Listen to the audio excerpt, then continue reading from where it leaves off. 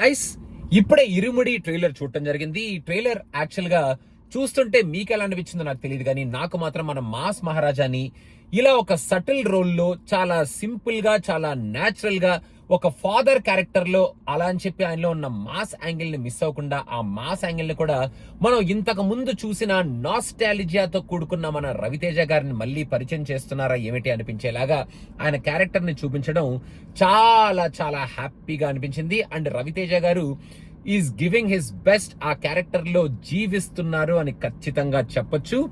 నేను యాక్చువల్ గా ఈ సినిమా ఇంతకుముందు గ్లిమ్స్ చూసినప్పుడు ఈ సినిమాలో ఈ కైండ్ ఆఫ్ యాంగిల్ ఉంటుంది అని అనుకోలేదు. సో ఏదో థ్రిల్ ఎలిమెంట్ ఉండేటట్టుంది, సూపర్ హెవీ యాక్షన్ ఉండేటట్టుంది, దాంతోపాటు డివోషనల్ ఎలిమెంట్ ఉంది, అండ్ మెయిన్ గా ఫాదర్ అండ్ డాటర్ సెంటిమెంట్ ఉంది.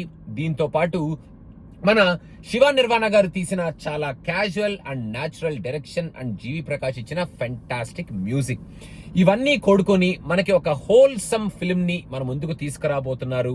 అండ్ ఈ ట్రైలర్ చూస్తుంటే స్టోరీ ఒక్క ముక్క కూడా అర్థం కాలేదు.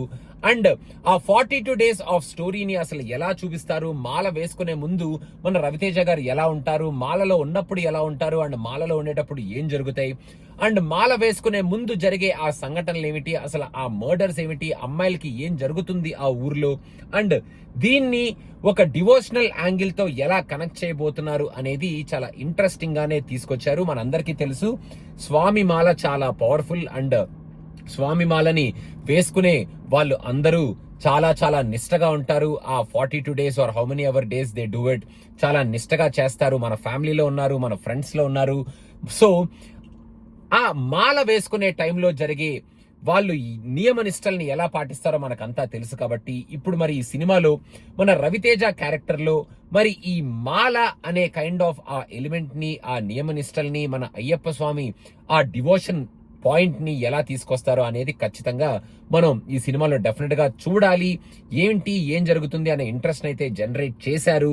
దీంతో పాటు ఆ థ్రిల్ ఎలిమెంట్ ఏమిటి అనేది ఖచ్చితంగా తెలుసుకోవాలి అనుకునేటట్టు ఈ ట్రైలర్ ని కట్ చేశారు. అండ్ ఓవరాల్ గా ఒక వెరీ ఇంట్రెస్టింగ్ మూవీ మన ముందుకు రాబోతుంది. మెయిన్ గా రవితేజ గారు after a long time experiments చేయకుండా, ఒక డిఫరెంట్ గెటప్ సెటప్ అలా ఏమీ లేకుండా ఆయనలో ఉన్న కంప్లీట్ యాక్టర్ ని బయటికి తీసుకురాబోతున్నారు అనేది చాలా క్లియర్ గా తెలుస్తుంది. అండ్ రవితేజలో ఉన్న మనం మిస్ అవుతున్నాం అనుకుంటూ డైరెక్టర్ లో మన ముందుకి రుద్దే ఆ కామెడీ యాంగిల్ ని ఈ సినిమాలో కంప్లీట్ గా ఈ ట్రైలర్ లో అయితే ఎక్కడా కనపడకుండా మనకి చూపించడం చాలా చాలా హ్యాపీగా ఉంది. బికాజ్ కొంచెం it was overwhelming in the previous film. So ఇప్పుడు ఈ సినిమా చాలా సటిల్ గా, మన మాస్ మహారాజా చాలా సటిల్ గా, చాలా న్యాచురల్ గా ఉన్నాడు. కాబట్టి ఇంకా మనం మూవీని ఎలా రిసీవ్ చేసుకుంటాం, ఈ సినిమాలో ఉన్న ఎలిమెంట్ ని ఎలా మనం ముందుకు తీసుకెళ్తాం అనేది ఇంకా మనం సినిమా చూసిన తర్వాత మాట్లాడుకున్న విషయం అనమాట. For now very good trailer, and mass Maharaja is giving his best and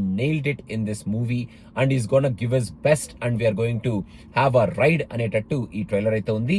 మీకు ఎలా అనిపించింది ఈ ట్రైలర్ అనేది కింద కామెంట్స్ లో మెన్షన్ చేయండి. And don't forget to subscribe to cinema Pichcha, because Viswanathan and son movie review is coming very soon from USA premieres tomorrow. Bye bye. Thank you.